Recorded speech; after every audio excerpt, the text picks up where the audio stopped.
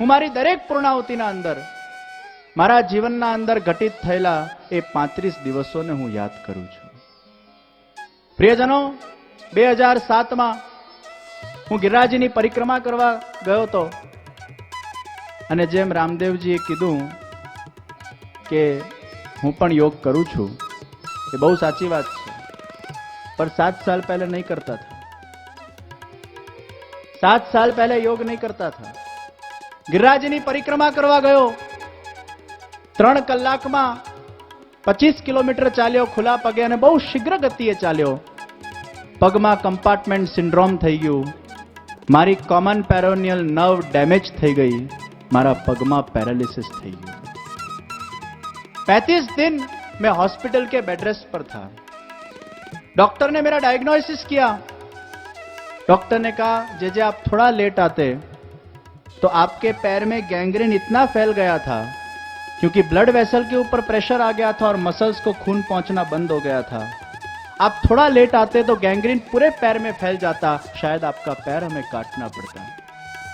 भगवान ने बहुत सही समय पर हमारे पास आपको भेजा है. પ્રિયજનો, 10 દિવસ સુધી મારા ઘૂંટણથી લઈને મારા એન્કલ સુધી આખો પગ ખુલ્લો હતો. આજે પણ મારા ડાબા પગમાં 36% છે અને 10 દિવસ સુધી એમાં ઉઝિંગ નીકળતું હતું. પછી ડોક્ટરે સ્ટિચेस લીધા અને કીધું, आपके पैर को तो हमने बचा लिया है लेकिन आपकी नस को हम नहीं बचा पाए हैं. आपकी नस पूरी डैमेज हो चुकी है. મારો પગ પેરાલિસિસ થઈ ગયો હતો.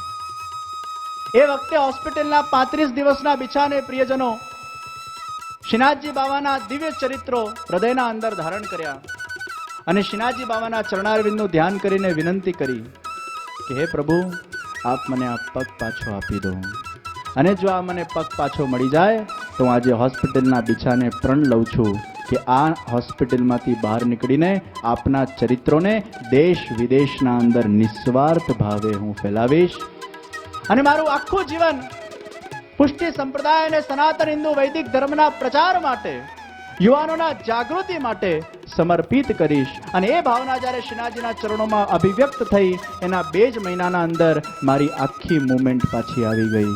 મારો પગ બેક ટુ નોર્મલ થઈ ગયો.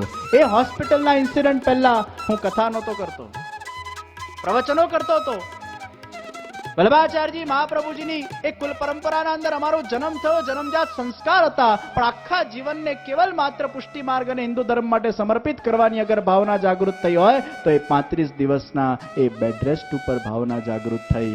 और वो 35 दिन अगर मेरे जिंदगी में नहीं आए होते तो आज आपके सामने आचार्य पीठ पर बैठकर मैं आपको ये श्रीनाथ जी चरितामृत का रसपान नहीं कराता होता. આજે પણ મારી આચાર્ય પીઠ थी એ 35 दिवस ने धन्यवाद आपू છું. પ્રિયજનો, એ 35 દિવસમાં વલ્લભ યુથ ઓર્ગેનાઇઝેશન ને સ્થાપના કરવાનો એક વિચાર આવ્યો. પુષ્ટિ માર્ગના અંદર વૈષ્ણવ સંપ્રદાયમાં નેટવર્કનો અભાવ હતો. આજે બ્રહ્માકુમારીઝનું એક નેટવર્ક છે, આજે ઇસ્કોનનું એક નેટવર્ક છે, આજે સ્વામિનારાયણનું એક નેટવર્ક છે, આજે આર્ટ ઓફ લિવિંગનું એક નેટવર્ક છે, આજે ચિન્મય મિશનનું એક નેટવર્ક છે. અમારા પુષ્ટિ વૈષ્ણવ સંપ્રદાયમાં ઇન્ટરનેશનલ નેટવર્ક વાળી કોઈ ઓર્ગેનાઇઝેશન નથી. હોસ્પિટલના 35 દિવસના બિછાને પહેલી વાર હૃદયના અંદર એક ભાવના જાગૃત થઈ કે આજના બાળકો માટે, આજના યુવાનો માટે આંતરરાષ્ટ્રીય સંસ્થા VYO વલ્લભ યુથ ઓર્ગેનાઇઝેશન એ બનાવવામાં આવે.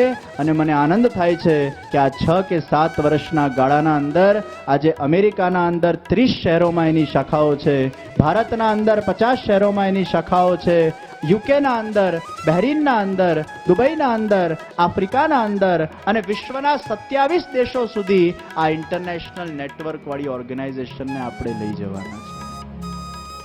वो विचार भी वो 35 दिन में आया, कथा करने की प्रेरणा वो 35 दिन में मिली, विवाहों का विचार वो 35 दिन में आया. મને ગાવાની પ્રેરણા હોસ્પિટલે કરી, મારા અંદરનું કવિત્વ હોસ્પિટલે સુજાડ્યું. પ્રિયજનો, એ 35 દિવસના જે કષ્ટ ભગવાને આપ્યું એમાં જીવનનું આખું પરિવર્તન થઈ ગયું. બસ ત્યારથી આ યાત્રા ચાલે છે.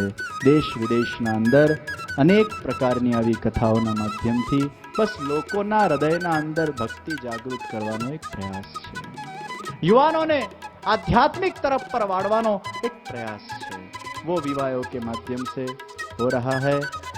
राजकोट वीरपुर रोड पर જે પુષ્ટિ સંપ્રદાયનું સૌથી મોટું ઇન્ટરનેશનલ હેડક્વાર્ટર આપણે કૃષ્ણ સંસ્કાર વર્લ્ડ ના રૂપમાં બનાવવા જઈ રહ્યા છે અને એના જ પ્રચારાર્થે બધી જગ્યાએ આપણે અનેક શાખાઓનું સર્જન કરી રહ્યા છે, જેમાં બાળકો માટેના ક્લાસીસ થશે, યુવાનો માટેની પ્રવૃત્તિ થશે અને આખા વૈશ્વિક વૈષ્ણવોનું એક મહાસંગઠન થશે.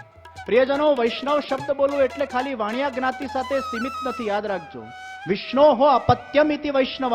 મેં ત્રીજા દિવસની કથામાં કીધેલું કે જે વ્યક્તિને કૃષ્ણ માટે પ્રેમ છે, પછી એ વાણિયા હોય, પટેલ હોય, બ્રાહ્મણ હોય, ક્ષત્રિય હોય, કોઈ પણ જાતિનો હોય, અરે કોઈ પણ ધર્મનો હોય, કોઈ પણ સંપ્રદાયનો હોય, એ ધર્મ જાતિ કે સંપ્રદાયમાં જેના હૃદયના અંદર કૃષ્ણ માટે પ્રેમ છે એ સમસ્ત વ્યક્તિ વૈષ્ણવો છે. Irrespective of caste and creed, वैष्णव शब्द की परिभाषा है. जो भी कृष्ण को मानता है वो प्रत्येक वैष्णव है. प्रियजनों, ए वैष्णवों महासंगठन उभो करवानो एक लक्ष्य है.